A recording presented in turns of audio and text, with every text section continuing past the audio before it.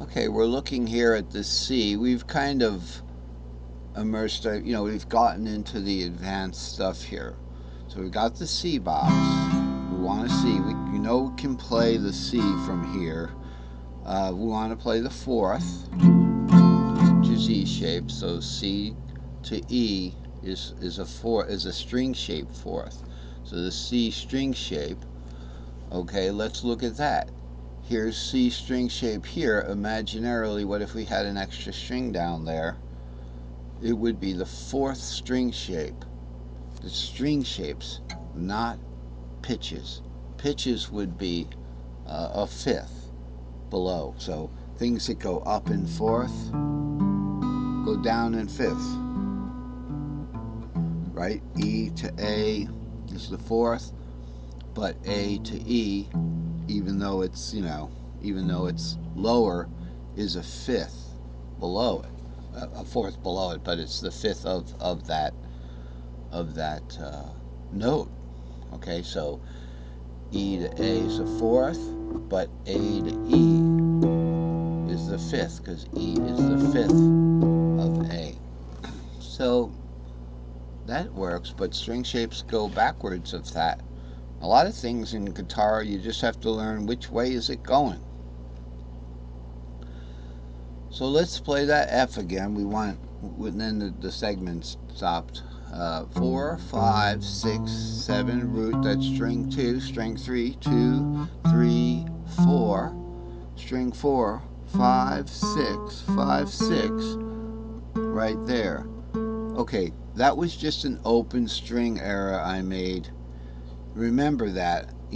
I do that a lot. I suppose other people might do it. Don't forget the open string. That's why I like to take Mr. Capo off and just play if I have enough fretboard here, and it would be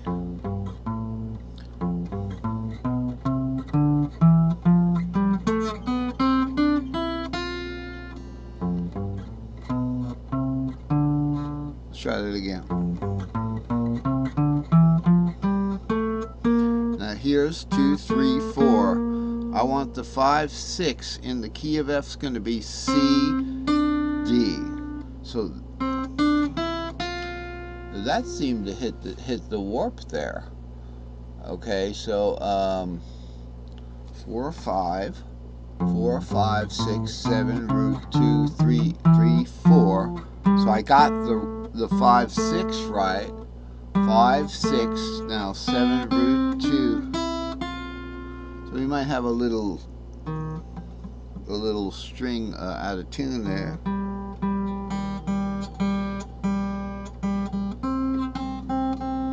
So it pays to know what you're playing just in case those strings are a little out of tune. So watch out for open string. It's a little harder to do the open string chords sometimes.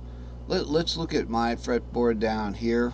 So I'm in C. If I want to do a root here, okay, if I want to do the root in F, it would be, but in C, in the open down here, it'd be, so this is kind of tricky. My apologies for making a mistake, but that's what it's all about. I make the charts. I've been playing piano for like 50 years and guitar for about half of that or longer. So I don't play professionally. Obviously, I'd make too many mistakes or something. That has to do with getting with a tight band and going on a schedule, and then things just start to happen by themselves.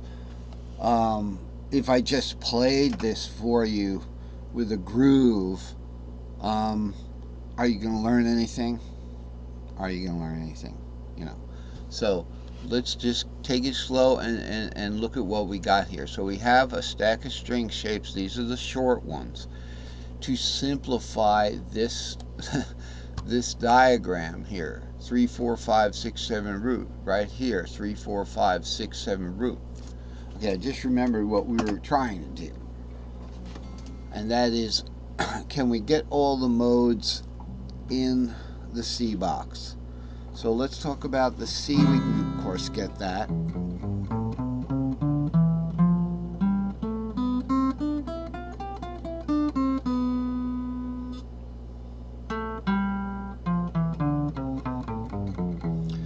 All right, now let's look at, can we get the second, which is the Dorian. Now, it might be a better idea to go to the fourth first. Of course, we can get them all.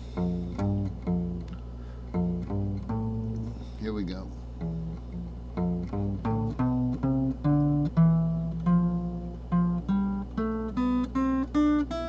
There, we just got the Lydian. Now let's go to the fifth.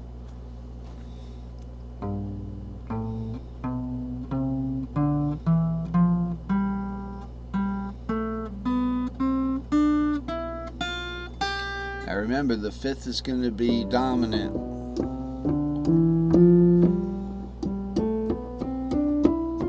So obviously we can get them all because we're just going up the scale there within the framework of the C major scale.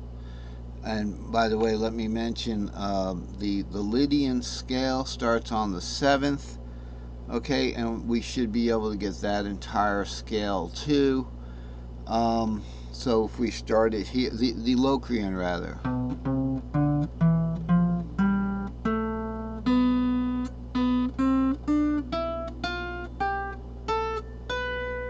Okay, we can't get the whole Locrian scale there, but we got one of them.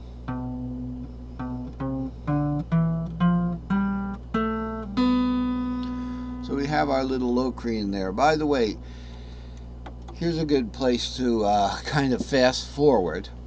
If we want to play a Locrian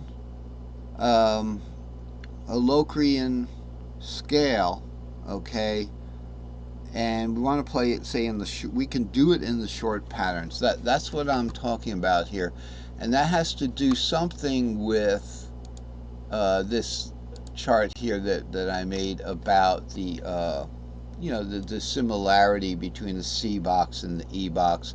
C to F and root to half diminished. Locrian's the half diminished here.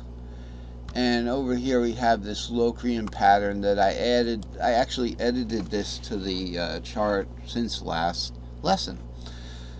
And what it shows is in the E box here, okay, this is your E box now, where we have an E-shaped C here as the E shape, and then the G is C shape. It's fifth. The fourth of that is the A shape up here, and then back to the E shape. Well, we can play a perfect Locrian from there. A Locrian scale is going to sound like this. Okay, if we just follow the E-shaped C diatonic.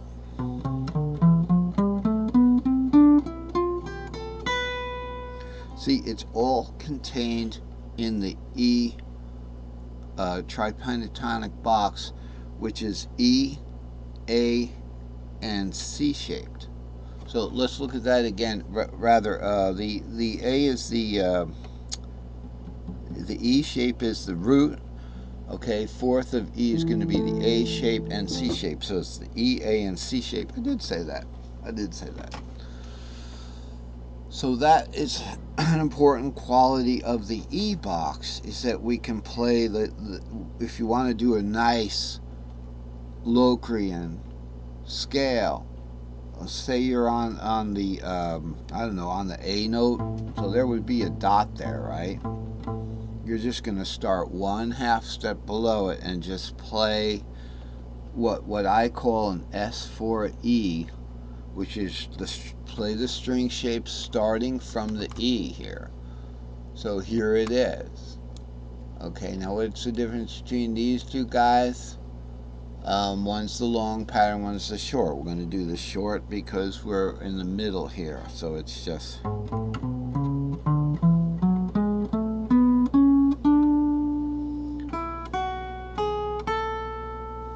Okay. That's our E.